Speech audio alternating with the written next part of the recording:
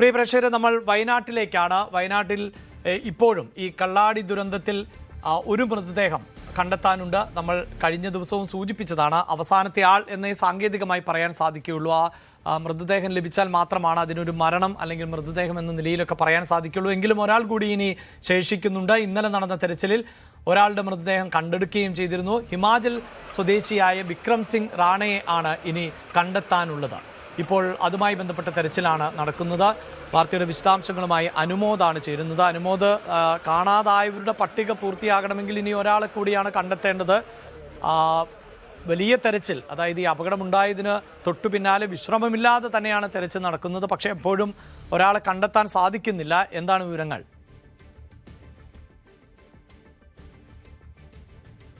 അഭിലാഷ്, സാഹചര്യങ്ങൾ കുറെ കൂടി ദുഷ്കരമാവുന്ന അവസ്ഥയാണ് കള്ളാടിയിൽ ഇന്ന് നമുക്ക് അറിയാൻ കഴിഞ്ഞത്. അതായത് ഈ ഒരു മണ്ണിടിച്ചിൽ ദുരന്തമുണ്ടായതിൻ്റെ താഴേക്ക് ഏതാണ്ട് 1 കിലോമീറ്റർ ദൂരം ഇന്നലെ പരിശോധിച്ചാണ് ഇന്നലെ ഒരു മൃതദേഹം കണ്ടെത്തിയത്. ഇന്നും സമാനമായ രീതിയിലുള്ള തെരച്ചിൽ തന്നെയാണ് നടക്കുന്നത്. പുഴയും അതിനോടപ്പുറത്തുള്ളൊരു കുളവും ഒക്കെയാണ് ഇന്നത്തെ ഈ പരിശോധനയിൽ പ്രധാനമായിട്ടും അരിച്ചു പെറുക്കുന്നത്. പക്ഷേ കുളത്തിലൊക്കെ മണ്ണടിഞ്ഞു കൂടിയത് കൊണ്ട് തന്നെ കണ്ടെത്തൽ തെരച്ചിൽ വലിയ ദുഷ്കരമായ സാഹചര്യമാണ് തീർത്തിരിക്കുന്നത്.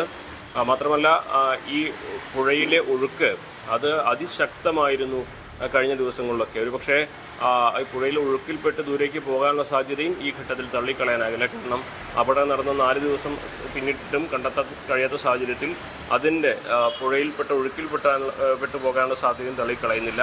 എന്താണെങ്കിലും പ്രതികൂല സാഹചര്യങ്ങളെയും പ്രതികൂല കാലാവസ്ഥയെയും ഒക്കെ അതിജീവിച്ചുകൊണ്ടാണ് ഇപ്പോഴത്തെ തെരച്ചിൽ പുരോഗമിക്കുന്നത്. പക്ഷേ ഇത്രയും ദിവസം കഴിഞ്ഞിട്ടും തെരച്ചിലിന് ഫലം കാണുന്നില്ല എന്നുള്ളതാണ് വലിയ നിരാശ നൽകുന്ന സാഹചര്യം ഈ സംഘത്തിനൊക്കെ തന്നെ നൽകുന്നത്. സാധ്യമായ എല്ലാ സംവിധാനങ്ങളും വെച്ച് എല്ലാ മേഖലയും അരിച്ചു പെറുക്കുന്നുണ്ട്. പക്ഷേ പലയിടത്തും മണ്ണ് ഒരു പരിധിക്കപ്പുറം ആഴത്തിലേക്ക് ഇറങ്ങി പരിശോധിക്കാൻ കഴിയുന്നില്ല എന്നുള്ളതൊരു യാഥാർത്ഥ്യമാണ്. അതൊക്കെ ഈ ദിവസങ്ങളിലെ കാലാവസ്ഥ കൂടി ഇതിനെതിരെ നിന്നതോടെ വലിയ പ്രതിസന്ധിയാണ് ഇപ്പോൾ തെരച്ചിൽ തീർക്കുന്നത്. എന്നാണെങ്കിലും തെരച്ചിൽ എപ്പോൾ അവസാനിക്കുമെന്ന് ഇതുവരെ പ്രഖ്യാപിച്ചിട്ടില്ല. വിക്രം റാണയെ കണ്ടെത്തുന്നവരെ തിരയുമെന്ന് തന്നെയാണ് ഇതുവരെയും അറിയാനായിട്ടുള്ളത്. പക്ഷേ പ്രതികൂല സാഹചര്യങ്ങളിലൂടെയാണ് ഈ ഒരു ദൗത്യം പുരോഗമിക്കുന്നത്. തീർച്ചയായും മഴ പലപ്പോഴും ഈ തെരച്ചിലിൻ്റെ പുരോഗതിയെ ബാധിക്കുന്നുണ്ട്. അപകടമുണ്ടായ ഉടനെ ആരംഭിച്ച തെരച്ചിൽ ആണ്. ദിവസങ്ങൾ പിന്നിടുമ്പോൾ ഒരു പക്ഷേ ഈ വിക്രം റാണ മരണപ്പെട്ടു എന്ന് മാത്രമേ നമുക്ക് അനുമാനിക്കാൻ സാധിക്കുകയുള്ളൂ. അങ്ങനെ മൃതദേഹം ലഭിക്കുമ്പോൾ പലപ്പോഴും മൃതദേഹത്തിന് കേടുപാടുകൾ സംഭവിക്കുന്ന സാഹചര്യം, ദിവസം കഴിയുന്തോറും മൃതദേഹത്തിന് മരണപ്പെട്ടുവെങ്കിൽ അങ്ങനെയുള്ള ഒരു അഴുകുന്ന അവസ്ഥയിലേക്കൊക്കെ എത്തും. അതുകൊണ്ട് തന്നെയാണ് തെരച്ചിൽ അതിവേഗം പൂർത്തിയാക്കാൻ ഇപ്പോഴും ശ്രമം നടന്നുകൊണ്ടേയിരിക്കുന്നത്. അതേസമയം ഈ കള്ളാടി തുരങ്കപാതയുടെ നിർമ്മാണവുമായി ബന്ധപ്പെട്ട് കൂട്ടിയിട്ടിരിക്കുന്ന മണ്ണ് ഏതു വിധത്തിലാണ് നീക്കം ചെയ്യേണ്ടത് എന്നത് സംബന്ധിച്ച് റിപ്പോർട്ട് സമർപ്പിക്കാൻ 3 അംഗ വിദഗ്ധ സമിതിയെ സർക്കാർ നിയോഗിച്ചു.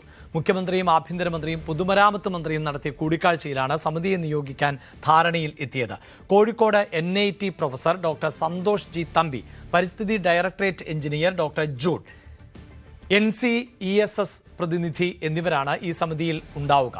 ഈ സമിതി സ്ഥലം സന്ദർശിച്ച് അടിയന്തരമായി റിപ്പോർട്ട് നൽകാൻ ആണ് സർക്കാർ നിർദ്ദേശിച്ചിട്ടുള്ളത്. സമിതിക്ക് ആവശ്യമായ എല്ലാ സഹായങ്ങളും നൽകാൻ വയനാട് ജില്ലാ കളക്ടറെയാണ് ചുമതലപ്പെടുത്തിയിട്ടുള്ളത്.